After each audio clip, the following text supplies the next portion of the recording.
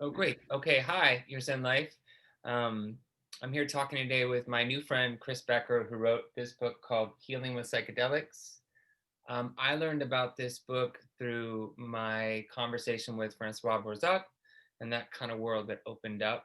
Um, it's a book of poetry that deals with, I don't know if overcoming as much as moving through trauma Mhm. with using poetry and exploring the healing modality of psychedelics, Mhm. which when you hear about Dr. Becker's resume might be a little bit unexpected. Would you agree? It could be, yeah, it could be. Maybe you could say, or maybe I could say. Yeah, please. Yeah. As Daniel and I were chatting just briefly before we started to record, I didn't just take some acid on the beach last week. Right. Yeah, I'm a trained scientist. I had a just kind of wrapping up a 40-year career in science. I have a PhD in Hmm. chemistry. Hmm. So I always had an affinity with chemistry Hmm. and, chemical compounds and knowing that that's kind of what we are. Hmm. And, and not everybody might expect a trained scientist to be writing a book about healing with psychedelics. Yeah. But and that's maybe one thing I can bring to it, and maybe one of the reasons I wrote the book was to, even though I'm a PhD, for whatever, Hmm. um, that doesn't mean that um, I'm an expert. I'm not a therapist. I'm not a trained therapist. I'm not a PhD psychologist. Right. I'm a PhD in chemistry. So what this book is a firsthand account of the healing process. So there's a lot of books out there, and a lot of them are wonderful. Mostly they're written by experts, like the PhD psychologist, the Hmm. person like Francois, who's a wonderful, wonderful resource. Hmm. Who she's had a lot of clients that she's helped guide through the process, Hmm. and that's great. But I just wanted to kind of bring my, if you will, observational powers Hmm. from being a scientist and also a meditator Hmm. to really kind of sharpen my observation Hmm. and to tell the story as clearly as I could Hmm. about what it's like, one person, but not, I don't think, really unusual Hmm. in the terms of what happens, if you put your hands, if you put yourself in the hands of a guide, a well-trained guide, and knowing that you've had some psychological baggage, some psychological injury. And so, what is it like to actually um, go through a healing process? So that's the background. Well, I guess that leads us to the question of what is it like? Right. So, so just one real quick thing about the book, in case people are interested. It's a mixture of poetry and essays. Hmm. So if you like poetry, if you don't like poetry, maybe it has something for for anybody. Well, it really does. Like as we talked about before, I'm a huge fan of poetry, and it's interesting your scientific background in chemistry, sort of this study of the combination of elements and compounds, which that's essentially what poetics are, right? The Hmm. elements and compounds. And I got a lot from the poetry and a lot from the prose, a lot from the essays, sort of guiding the reader through how you came to this work, how crucial, and you can fill in these blanks, I think, better than I, with adverse childhood experiences, and sort of the understanding that although maybe we view trauma as a big event, a lot of us have gone through experiences that have been traumatizing and have created a worldview that's very painful. And I felt like you had a very gentle way of maybe unlocking that for people, again, from the scientific background of saying, let's look at this from a different perspective, that it's a spectrum of suffering. Um, so I will say one other thing about the book. The cure to the pain is the pain, which opens the book, a quote from Rumi that I've carried with me for most of my adult life. So would you be willing to talk about your exploration? Right. Thank you, Daniel. Um, and you speak very well, and you've opened up the door for me very nicely. Um, so one of the reasons I wrote the book and like to talk to people is to make it easier for them than it was for me. You Mhm. know, we tried to, that's what we're here for. We're trying to help each other. And for myself, like a lot of people, my road to healing really didn't open up until I got, what people would call a wake-up call. Mm. You know, a big bump in the road. Sometimes it can be all kinds of things. In my case, it was my wife and my brother saying to me, "You have to stop drinking." Mhm. I was drinking roughly a bottle of wine every night. Mhm. That's I was functioning during the day, had a job and had a career, Mhm. so I was a functional alcoholic, you might Mhm. say, and smoking pot every day for not all those years, but most of them. Mhm.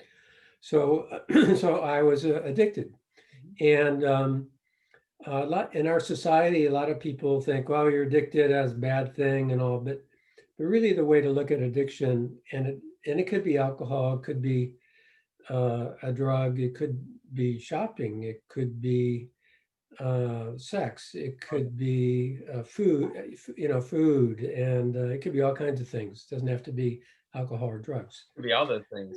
Oh, that's a many. Often it's a combination. That's right. Yeah. Um, and so anyway, I got a wake up call from my wife and my brother said you have to stop. Mhm. And one of the reasons I'm out here to write the book or to talk to people is if you can try not to wait for that wake up call. Mm. Take your step earlier.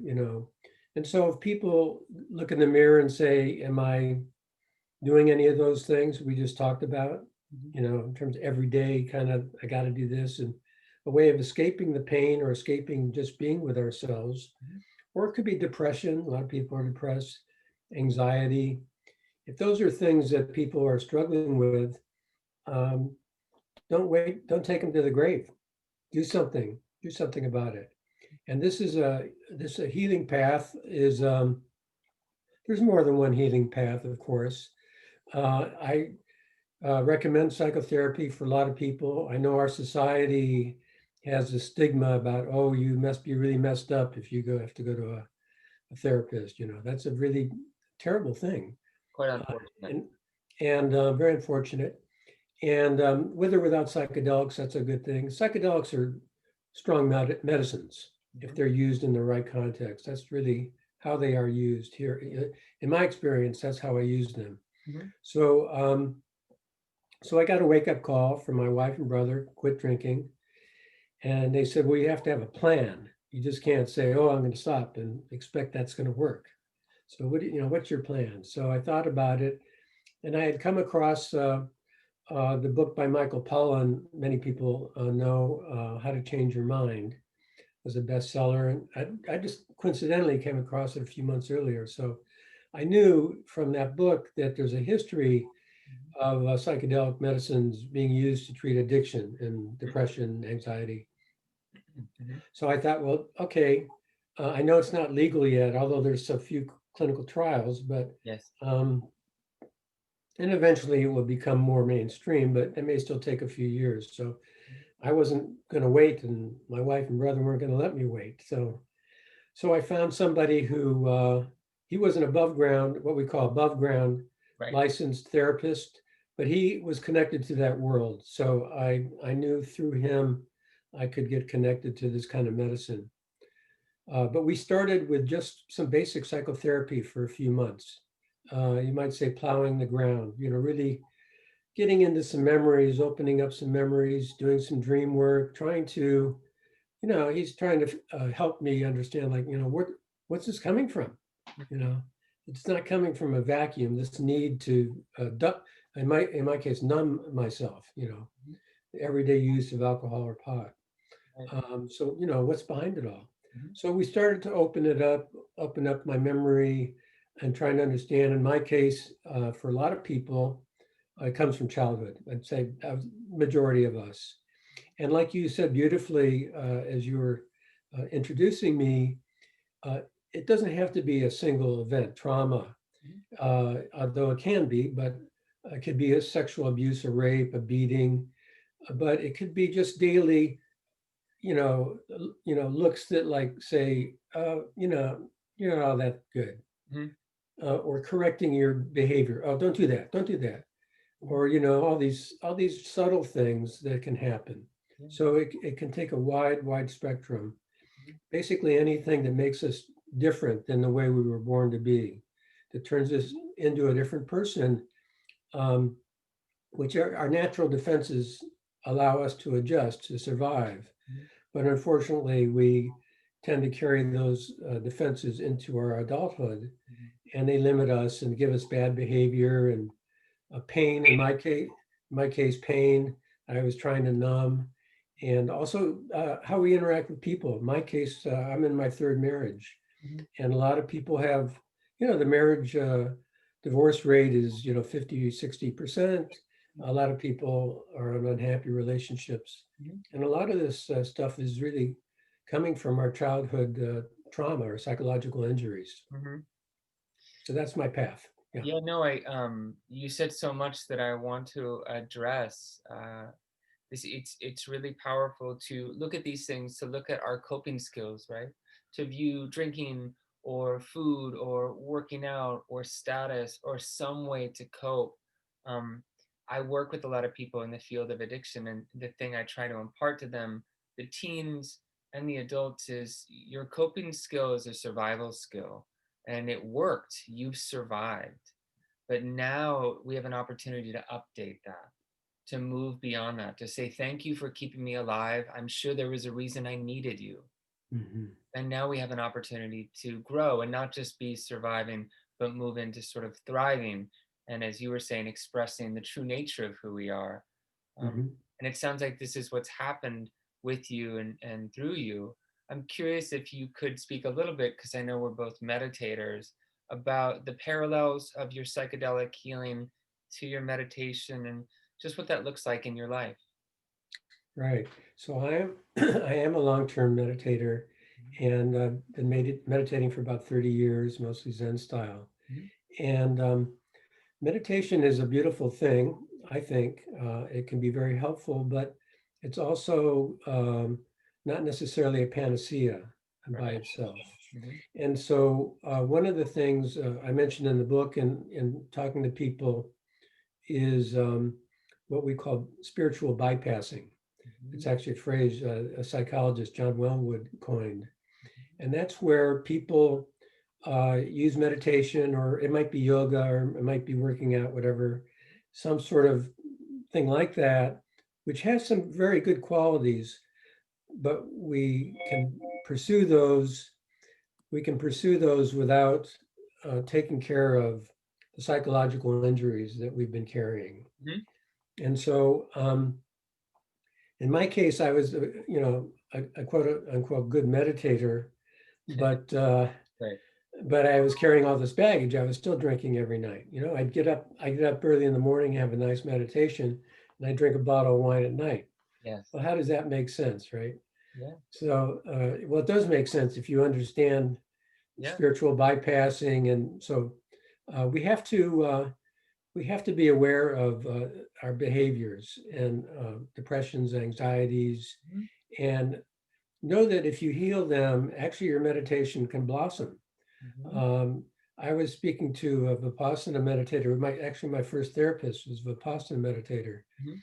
and I was telling him how after I was doing some of the therapy and the psychedelic therapy, how my meditation started to really open up in a way that hadn't happened before.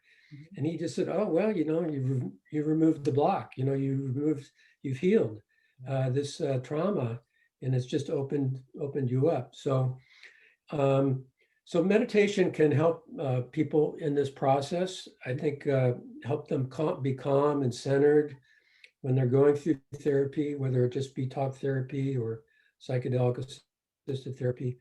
But the reverse is also true. Right. That therapy can help open up your meditation. What an awakening you've had. Thank you. Truly, right? Thank you. I Yeah. feel like we could talk for hours about it. I want people to be able to check this out. I will put all the information in the link below. I honor your work and your path and your ability to persevere through this personal trauma and then be willing to show up in service of other people. It's really a beautiful gesture that you've made towards the world. So thanks for talking with me today about it. Daniel, my pleasure. Thank you for having me.